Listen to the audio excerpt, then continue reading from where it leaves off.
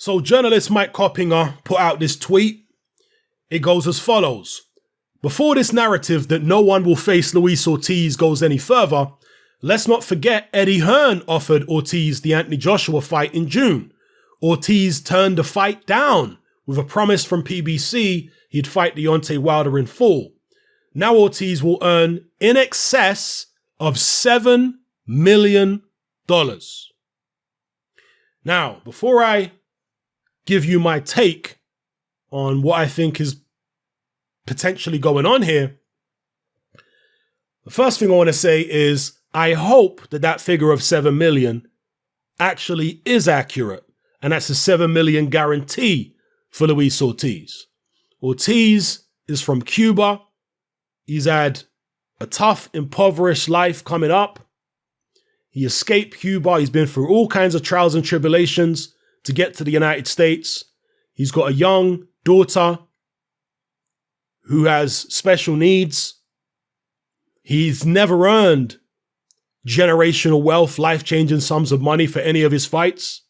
I hope that this 7 million really is true so that Ortiz, as a warrior, as a guy who wants to do better for his family, a guy who risks his life for our entertainment, I hope that he does get a guaranteed 7 mil so he can change his life and the life of his family and secure their future forever.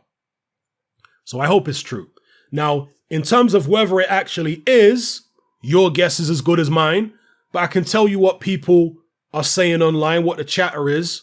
First of all, it's come from Mike Coppinger, okay? Mike Coppinger put some figures out a few days ago for the Spence Porter pay-per-view, claiming that it did around 300,000 pay-per-view buys and that the final figure will be around 350,000. Now, no sooner had he said that Bob Arum came out and disputed those pay-per-view numbers. Bob Arum actually claims that the Spence Porter fight did well south of 200,000. The figure he comes up with is 170,000, according to his sources. So who do you believe? The figures coming from Coppinger or the figures coming from Bob Arum? We don't know who Coppinger's sources are that gave him these figures of 300 and whatever thousand pay-per-view buys for Spence Porter, but some have speculated that it could be insiders in Fox, insiders in PBC, Al Heyman's company. And if that's the case, maybe they've misled Coppinger with their figures. I'm not saying they have, I'm not saying they haven't. I'm just, giving you possibilities here. Why would they mislead Coppinger? Well, if they are to sit down with Bob Arum and make an Errol Spence-Terence Crawford fight, they want to sit down as the A-side.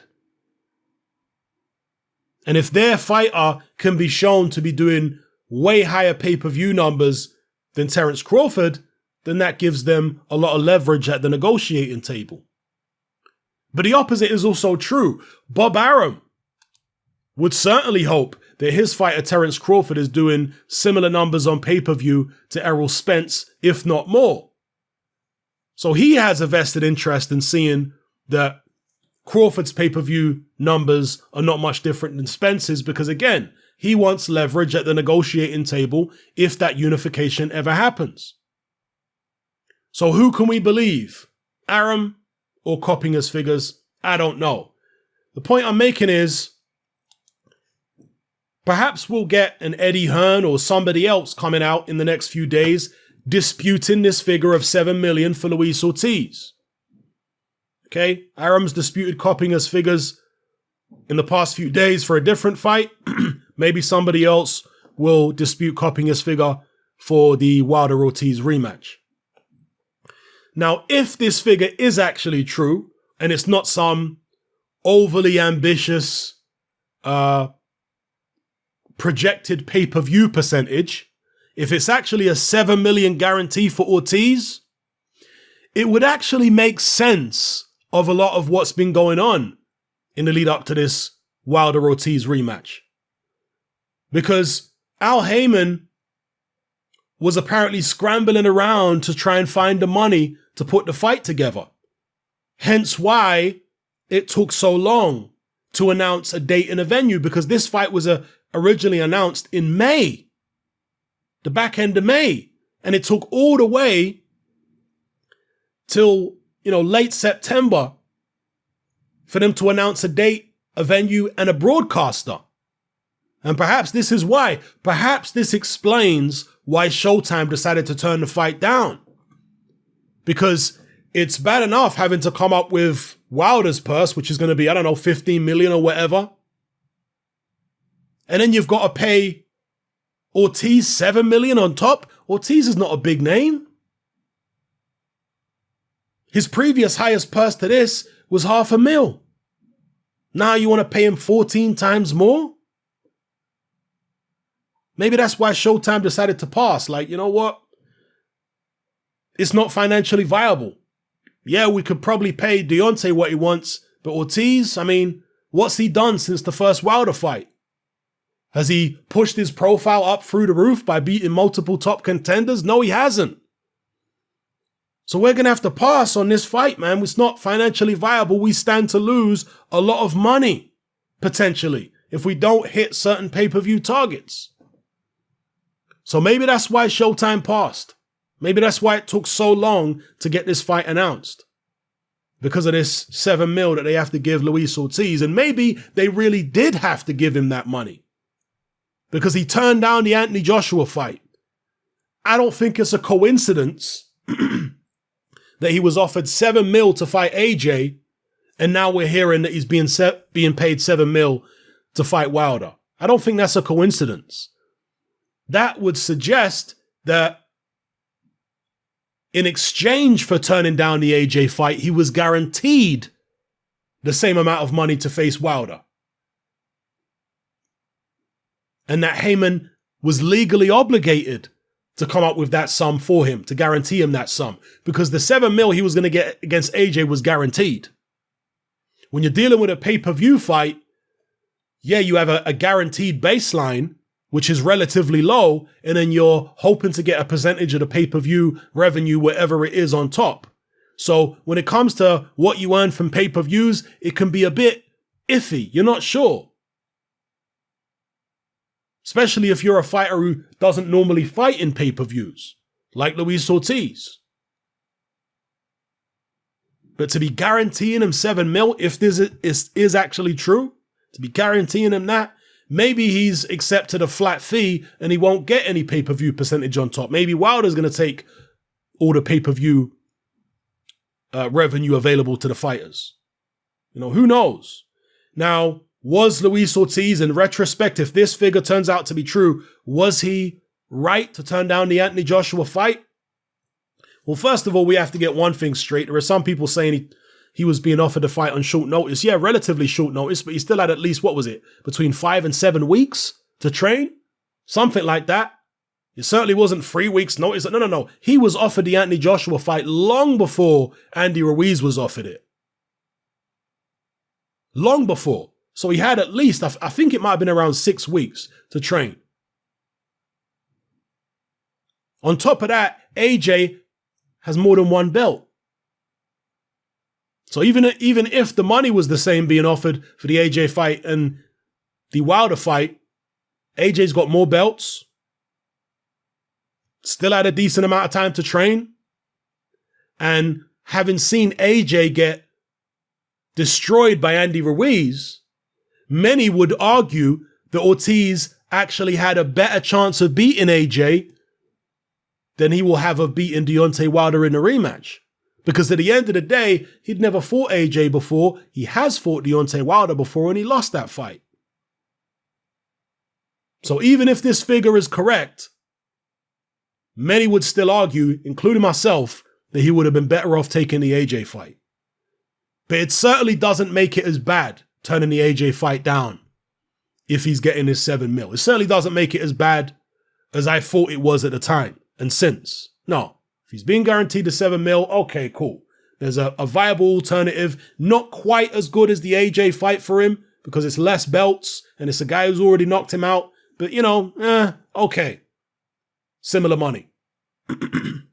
So we can wait till after the Deontay Wilder-Luis Ortiz fight to see what their baseline purses were, because they published those figures in the United States. But baseline purses are generally, a fraction of what the fighters actually get paid overall once the pay-per-view is tallied up. Now, when it comes to calculating how much fighters are going to get from a pay-per-view, it's quite difficult to do because there are so many other people who take from the pay-per-view revenue. The broadcasters, for example, very often take 50% or more of the pay-per-view revenue. And then on top of that, you're having to guess what percentage split fighters are going to be getting from what's left of the pay-per-view revenue. With Wilder and Ortiz, if Ortiz is getting any pay-per-view off it, what's his percentage? I mean, who knows? They're probably not going to publish that. They'll just publish the baseline purses. When they do publish the baseline purse, are we going to see Ortiz with a guaranteed $7 million?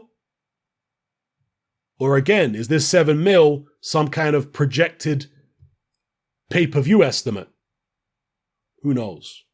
Like I said at the start of the video, I sincerely hope Luis Ortiz is getting a $7 million, because then turning down the AJ fight won't be so bad, and he will be able to, set his family up for life and what have you. So that's my take on it, people. You let me know what you think in the comment section below. Do you believe Mike Coppinger's figures? Again, I don't want to paint Mike Coppinger as somebody who's dishonest or biased or anything like that. Not at all. So don't anybody misconstrue what I'm saying about Mike Coppinger. All I'm saying is that certain people like Bob Arum have challenged some of his figures recently. And I don't know who's telling the truth there. I don't know who's accurate, Arum or Coppinger. I don't know if this $7 million is accurate. Is it a guarantee? Is it a projected pay-per-view estimate? Who knows? I just hope that it's real so Ortiz can get paid well, take care of his family, and make life-changing sums of money. So let me know what you guys think in the comment section below. I'm just thinking if there's any more points I have to make about this particular story off the top of my head. I think I've covered everything. But, if it is for real, it would explain a lot. Explain why they tried to announce the fight, or they did announce the fight initially the day before AJ fought Ruiz. Because if they're scrambling around and they need to guarantee Ortiz $7 million, well, they're trying to clout chase and get as much publicity off Wilder's rivals as possible, right? For Wilder Ortiz too, they need to, generate as much interest in the fight as possible if they're really having to pay Ortiz a guaranteed $7 million. Because that's difficult to do and still make a profit off the show. Ortiz is not that kind of name. Wilder's not really that kind of name. I mean, Showtime paid Deontay Wilder, what was it, something like $12 million or $13 million for fighting Dominic Breazeale? Did that show make a loss? I mean, I have to imagine it probably did. Paying Wilder that much. Wasn't Breazeale his mandatory too? So Breazeale would have taken a, hefty chunk percentage. Maybe Showtime had looked at the numbers Wilder did for the fight and said, yeah, we can't pay Luis Ortiz $7 million. We can't put up the kind of money that this show is going to cost. Wilder Ortiz too. We can't put that kind of money up. We stand a very good chance of making a loss. We're going to have to pass. So anyway, let me know what you guys think in the comment section below. It's happening. I'm out. Join me on Patreon. I upload a minimum of 2 podcasts every single week, covering a wide variety of controversial topics, as well as live stream Q&A sessions. Take a look on screen right now at some of the podcasts I've produced so far. For just $3 a month, the equivalent of about £2 a month, you get access to all my new podcasts and my entire back catalogue of past podcasts, including my popular Confessions of a Nightclub Bouncer series. You can listen on your computer or on your smartphone or tablet by downloading the Patreon app from the Google Play Store or the App Store for free. The Patreon app also allows you to download each podcast in MP3. For less than the price of a cup of coffee, you get access to dozens of hours of exclusive content. It's easy to sign up, there's no contract, and you can cancel at any time. So come and join our community of free and critical thinkers by signing up with me here on Patreon today.